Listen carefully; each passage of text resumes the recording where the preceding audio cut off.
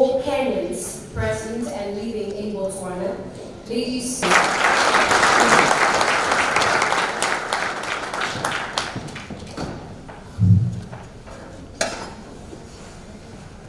For Diaspora Affairs in the Ministry of Foreign Affairs, Dr. Abu Mosela and the entire executive, a great moment we've been waiting for.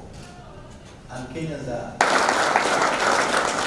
Excellency, to briefly take back in the 90s when our economy was a bit going down, and Botswana was, who were talents, who were professionals. 10,000 Kenyans came here. There were doctors, there were lawyers, engineers, teachers, lecturers, IT, all those things. So, Your Excellency, this is, as you are aware, we have about 3 to 4 million Kenyans. They were the biggest foreign exchange earners. They are the biggest investors back together and tourism put together. So in essence, what I'm talking about is phenomenal, and we have to embrace it. And we are happy through the government. Today we have a permanent secretary. Now you have preempted something. Full disclosure, Dr. Kema was a doctor in my local town. Thank you. I think what you're saying is true. Our engagement on the rehab center, it's a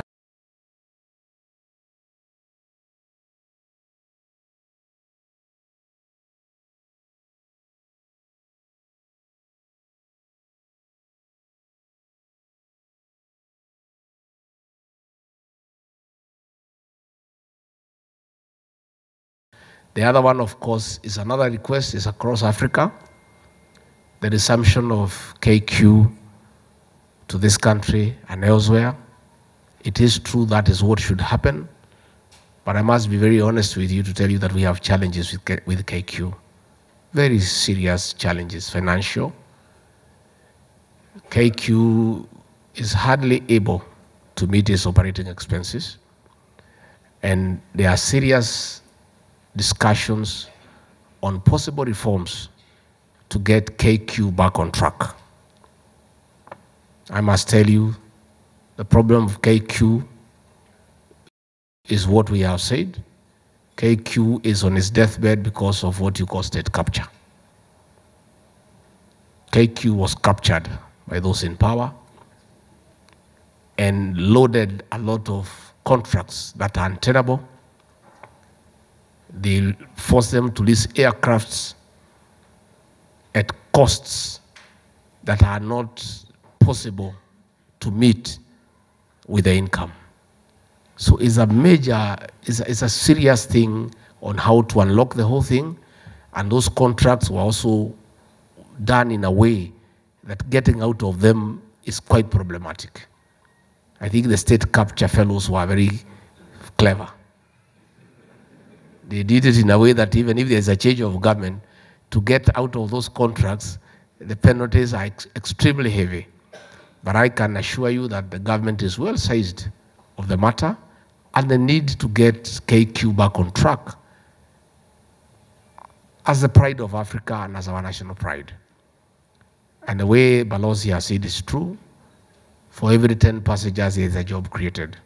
So I can tell you that the government is well sized on the matter, and a lot is going on behind the scenes. And shortly, KQ will be back on track. And when that happens, this destination will be given priority. A conversation, as the peer has said, is going on creating a diaspora bond.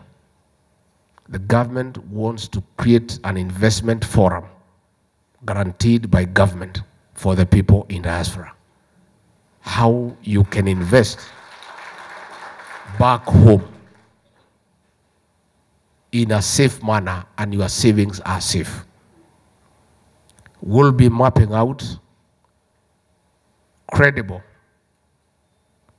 real estate developers to work with the State Department of Diaspora Affairs that can build homes for people abroad, and the government will guarantee so that your money is safe, so that there is a framework within government that once you get some real estate developers to develop for you, the government will supervise and ensure that your investment is delivered. So that is going on. Again, I want to ask for your help. We need you to save at home. Other countries where we borrow money, they lend us money from savings from their countrymen.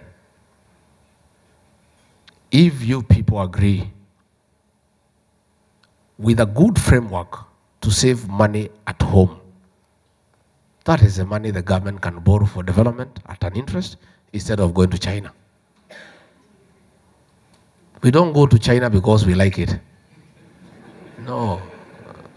Unajua kikwetu wanasema buzi ya kupewa haiangaliwi kama iko na meno. So, we go to China because there is nowhere else we can borrow money. If we can develop a saving culture for our people in the diaspora, because your money is huge, and that's what I want to appeal to you.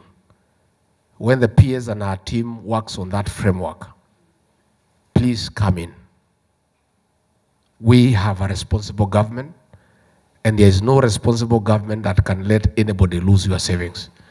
Once we work on that framework, and it is very clear and explained to you on how you can save your money back home and you are earning interest, please do so that we can have a big reserve of our own money from the people of Kenya, where the government can borrow at an interest for the development of your country.